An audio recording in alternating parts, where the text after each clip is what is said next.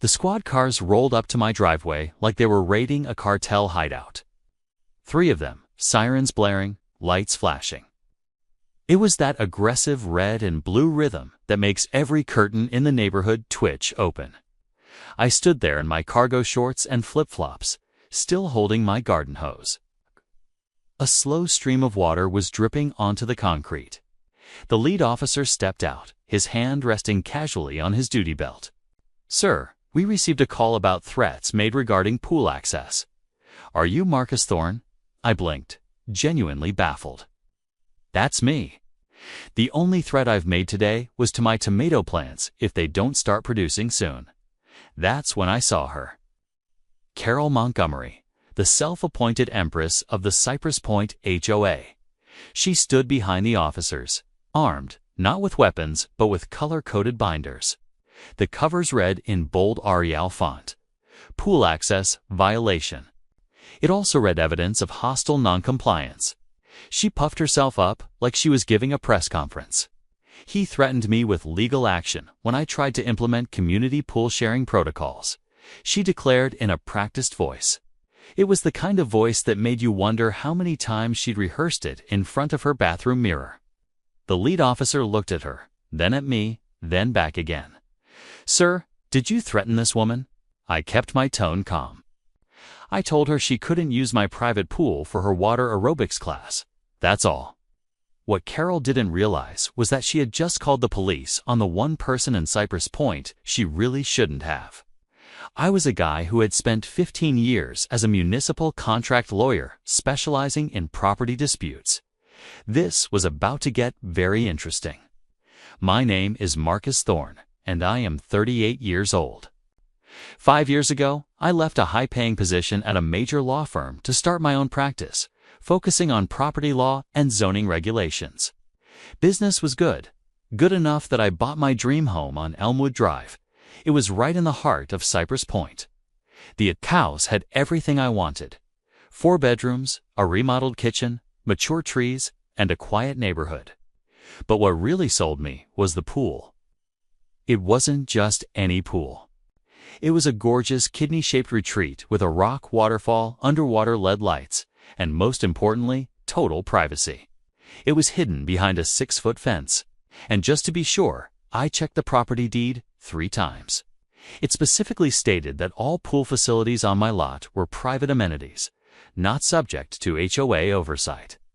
I even had another lawyer friend double-check it. That pool was mine, and no board, committee, or HOA queen could say otherwise. Then Carol Montgomery moved in, 6 months after I did. Within 2 weeks, she had staged what my neighbors still call the coup of the chrysanthemums. She accused the previous HOA president of mismanaging the flower beds at the entrance. Somehow, she got herself elected in his place. From that day on, she ruled Cypress Point like a queen without a crown. She handed out citations for lawns an inch too tall and inspected mailbox angles. She emailed reminders about fence paint. For the most part, I stayed under her radar. My grass was trimmed to code, trash cans hidden, and I even joined the annual Christmas lights contest. But everything changed the day Carol discovered my pool. It was during the summer barbecue. She accidentally wandered into my backyard and stopped dead in front of the waterfall. "This is magnificent," she said, her tone full of admiration and calculation. The community would benefit greatly from access to such amenities. I smiled. Good thing I love sharing the view. That is. From outside the fence, that was 3 months ago. Since then, Carol's campaign to claim my pool had gone from petty to personal. It started small, with little comments at HOA meetings. She talked about underutilized community resources and the spirit of neighborly cooperation. Then came the letters. Each one looked more official than the last, urging me to open my pool for scheduled community wellness hours. I responded politely but firmly, citing the property deed and relevant state laws. Every reply seemed to make her angrier. A week before the police showed up, she actually posted a sign on my gate. Community pool hours, 10 a.m. to 4 p.m., Monday through Friday. I tore it down and replaced my lock. She didn't stop there. She mailed out neighborhood surveys, asking if residents supported equal access to all aquatic facilities within Cypress Point boundaries. The way she worded it, most people thought she meant the actual community pool. When 60% said yes, she declared she had a mandate. The morning she called the cops, I caught her on my security camera at 6 a.m. She was measuring my fence with a tape measure. When I stepped outside to confront her, she claimed she was conducting a safety inspection for insurance purposes. I told her to leave my property immediately, or I'd pursue legal action. Apparently, those words, legal action, were the magic trigger. To Carol, being threatened with lawsuits was the same as being threatened with violence. And so she called 911. Now here I was, with 3 squad cars in my driveway. Carol was waving binders like courtroom evidence. I stayed calm. Years in law had taught me one thing. Losing your cool never helped, especially with cops involved. "Officers," I said, setting down my garden hose. "I have security footage of this morning's incident. Would you like to review it?" Carol's face turned the color of overripe tomatoes. "That's not necessary," she snapped. "I've documented everything in these binders." The lead officer, Sergeant Reynolds, according to his name tag, flipped open one of her binders with an expression of quiet suffering. "Ma'am, these appear to be HOA newsletters and pool party flyers." "Context?" Carol barked. "It's all about context." Page 47 shows community support for pool access expansion. I simply unlocked my phone. "Sergeant," I said, "here's the footage." As you can see, Ms. Montgomery entered my property without permission at 6:07 a.m. We all watched as the footage played on my phone screen. It showed Carol creeping along my fence line, tape measure in hand like a thief casing the perimeter. The audio captured everything clearly, me calmly asking her to leave. I was warning her that trespassing could result in legal action. My voice never raised. My posture never shifted. I stayed cool, controlled, just like a man who knows he's right. Sergeant Reynolds folded his arms and looked unimpressed. Then he handed Carol's binder back to her. "Ma'am," he said evenly, "threatening legal action for trespassing isn't a criminal threat. It's exactly what a property owner is supposed to do."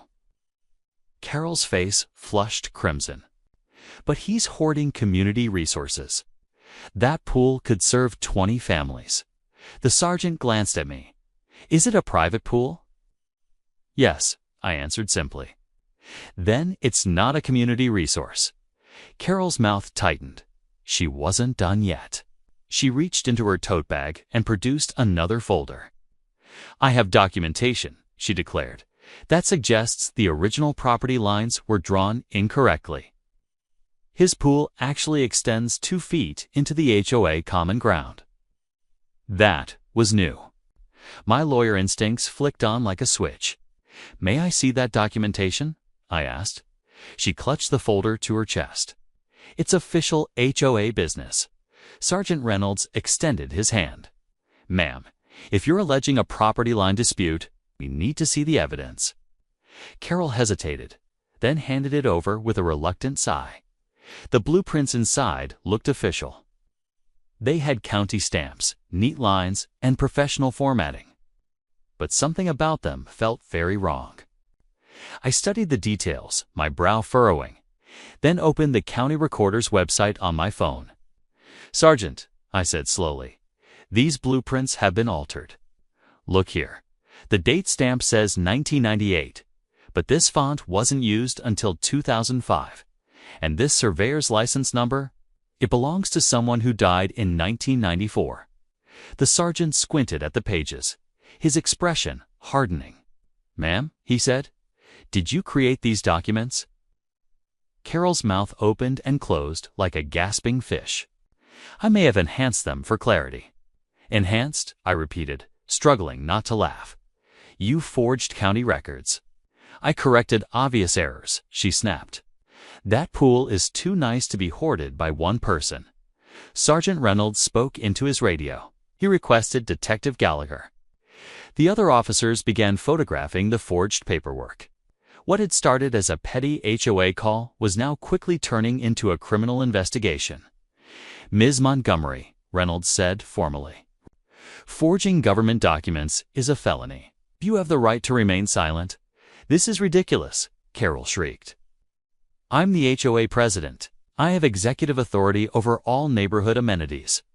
I folded my arms and looked at her. "That's not how property law works," I said quietly. While waiting for Detective Gallagher to arrive, I gathered my own documentation. I brought out the original property deed, verified blueprints from the county, and Carol's letters. I showed them her escalating series of emails about my pool. I also showed them notifications from my security system, proving she had flown a drone over my backyard to take photos. When Detective Gallagher showed up, Carol doubled down.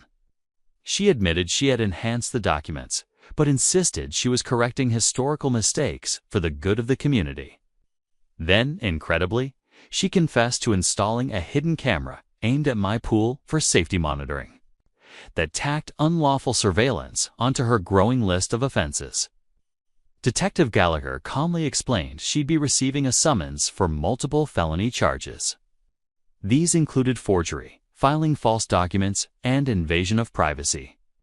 "You can't do this," Carol cried as officers escorted her back to her house to seize the surveillance equipment. "I'm trying to build community. He's the selfish one." That evening, an emergency HOA board meeting was called. Word of the incident spread like wildfire through the neighborhood group chat. By the time I arrived, the community center was packed wall to wall. Carol sat at the head of the table, pale but defiant. "I move to invoke Article 15. I invoke presidential immunity for actions taken in good faith for community benefit," she declared. Warren Caldwell, the board treasurer, adjusted his glasses and sighed. "Carol, Article 15 covers emergency landscaping expenses, not felonies." "It's a gray area," she shot back. I rose from my seat in the audience. "If I may address the board, I'd like to present some information." Carol pounded the table. "You have no standing here. This is an HOA matter." "Actually," said Patricia Silva. Patricia was the board secretary. "As a homeowner and the victim of the alleged crimes, Mr. Thorne has every right to speak." I stepped forward, a folder in hand. "Board members, Ms. Montgomery's actions have exposed the HOA to liability. Forging documents in the HOA's name, conducting illegal surveillance, and filing false police reports could result in lawsuits that would drain our reserve funds." "Objection," Carol yelled as if the room were a courtroom. I just continued. "Furthermore, I've prepared a cease and desist letter regarding her harassment. And my attorney will be filing a civil suit for defamation, trespassing, and intentional infliction of emotional distress." The board exchanged anxious glances. Warren cleared his throat. "Carol, in light of these developments, I move for an immediate vote of no confidence in your presidency." "Seconded," Patricia said quickly. The vote was unanimous. 5 board members, 5 votes for removal. Carol's shoulders sagged. "You can't do this," she whispered, her eyes glassy. "The pool initiative was going to be my legacy." "Your legacy," Warren said, "will be the new HOA bylaws. We'll write to make sure this never happens again."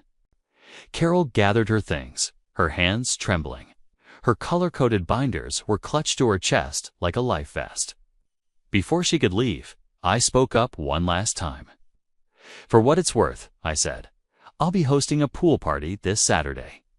Board members and neighbors are welcome. It's BYOB, and yes, it's invitation only." The room burst into nervous laughter. Carol fled without another word. The following week, the district attorney's office officially charged her. She faced 3 felonies and 2 misdemeanors. Her lawyer managed to negotiate a plea deal. She got 2 years of probation, a $5,000 fine, and 300 hours of community service. The judge also issued a restraining order. It prohibited her from coming within 100 feet of my property. When the sentence was read aloud, Carol broke down in the courtroom. 2 years, $5,000. but I was trying to help the community. The judge's voice was calm but firm. "Ma'am, forging government documents to seize someone's private property isn't community service. It's a crime." Carol's sobs echoed through the courtroom as the bailiff escorted her out. She had to go complete her probation paperwork. And as I left the courthouse that day, I couldn't help but smile. I smiled at the thought that, for once, justice had finally cooled down the HOA queen's burning sense of entitlement.